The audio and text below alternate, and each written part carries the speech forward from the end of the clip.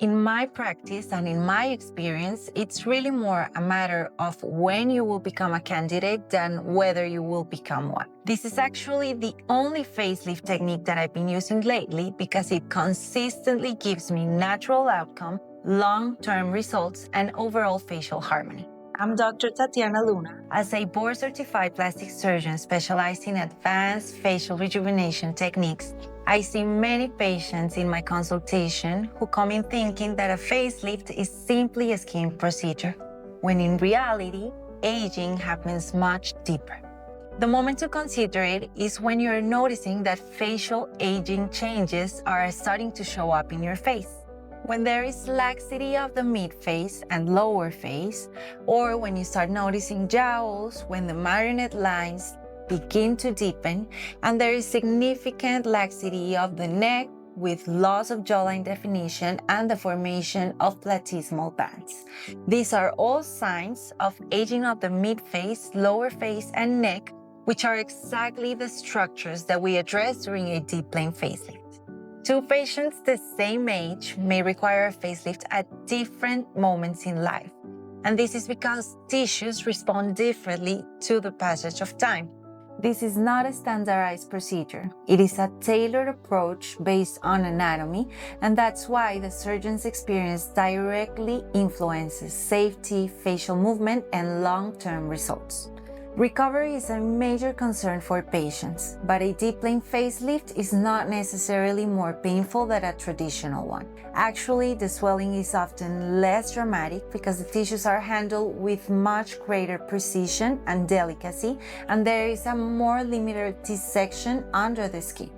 This is how the recovery looks like. So you'll be able to walk since day one and gradually increase activity over the first 2 to 3 weeks.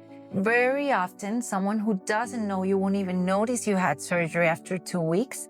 They'll simply notice that you look a little swollen, but nothing crazy. After 2 weeks, where the peak of swelling has already mostly gone, things start settling down and you'll be able to go to a social event more or less after 2 months of surgery. After that, even up to 6 months and up to 12 months, the tissues keep settling down, swelling keeps going down, and those weird sensations associated with wound healing will start decreasing until you can see final results after more or less a year after surgery.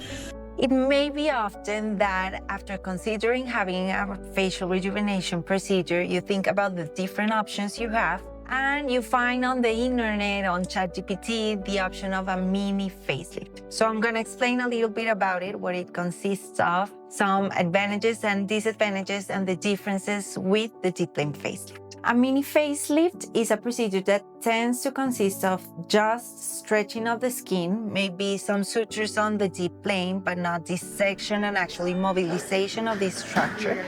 And really, the main disadvantage is that it has the same exact scar charge that a deep plane facelift. So with the same scar for you, the only difference is the job that the surgeon is gonna do, the surgical time probably, but you'll have less lasting results with the same scar, same recovery time, and probably even more swelling because there will be more skin dissection than in a deep plane facelift. So really, in my experience with the more than 70 cases of deep plane facelift that I've performed in the past couple of years, since I started this technique, I haven't gone back for traditional techniques or mini facelifts because for the patient, it has the same implications with a little more effort on my side, but better results, more natural ones, and more lasting ones. Facial aging not only occurs on the mid, lower face, and neck. We have to look at the face as a comprehensive anatomical structure, so it is very often that we combine this procedure with